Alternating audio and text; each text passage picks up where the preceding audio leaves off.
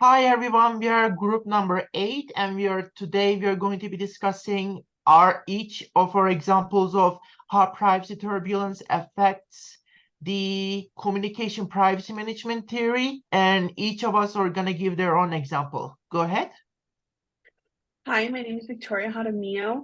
An example that I wanted to use is people who have health issues. They don't always want it to be known or disclosed to the public or to even their friends. So they really try to maintain a strong boundary around it. But in order to maintain a strong control over the information, people have to create a stronger boundary. So even to get and start of the problem or the idea of it is to get control over it, set that boundary to not let other people know. An example would be mental health, for example. A lot of people do not like to talk about mental health, or a lot of people don't want our friends or family to know that we're suffering with mental health. So a lot of people try to keep that private. But like I said, they set that boundary to where that information is protected. So no one is going to come in and disrupt that boundary because there was already a bond created. And that was the example that I'm applying to the theory. My example also has to do with health, like HIPAA and stuff like that, where doctors aren't allowed to disclose your medical information to anybody except like other doctors without your explicit consent. Say you're applying for a job, they're like, you need to be able to lift at least 50 pounds, and you say you can, but in reality, say you have like POTS or something like that, and you physically are incapable of making like that weight, like being strong enough to lift up like heavy objects at work. They're gonna have to figure that out on their own, or you're gonna have to tell them because your doctor like legally cannot disclose that private information to another being without your explicit consent. My name is Joanna Marjanar Soydan, and my example is basically about the social media companies and how their unethical power of being able to sell your private information to the highest bidder.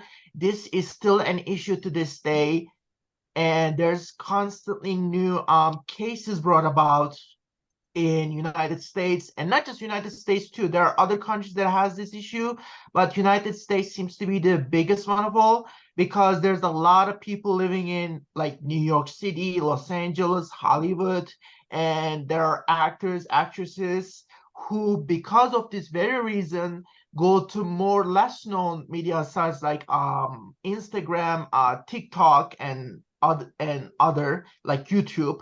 And YouTube is one of those social media sites that has no right at all. And they constantly make you sign a wager when you become a YouTuber that they will not sell your, they cannot sell your private information. But Facebook is constantly being scrutinized over this issue, and we don't know if this will ever end.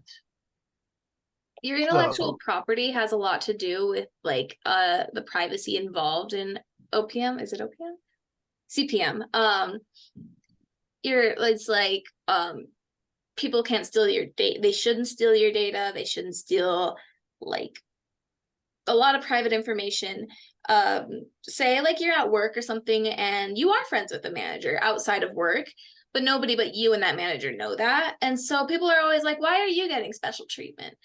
It's because of the privacy that you have, and you're still like, they're more understanding of that personal situation you're living because the manager themselves knows the situation you're going through, but none of your coworkers do. And another example would be, I would say, would be credit card companies stealing your information and giving it to other local websites. So that would mean there'd be a break of a privacy reach because every time we sign up for something, we click and agree to the terms. And a majority of the time, it's clicking and agreeing to the privacy terms. But no, we are never agreeing for our information to be blasted in other places online and not used for what we meant it to be used for. Also, another example, and I know this from my own personal experience and my mom's experience, is when we get our citizenship, they're asking for us a lot of information, but they are unable and should not do private information storing. They're only doing this for filling out certain forms, and they will, and afterwards, from what I know, they delete it right afterwards because they will not be using it and they cannot use it for any purposes, because they know that if they use it for any other purposes other than filling out information and to give us our forms of citizenship identification, that we have the right to sue them. Hi, I'm Antonio. And basically, sorry, that's my cat. Basically, our group is 8, and our prompt is going to be on how turbulence affects CPM process.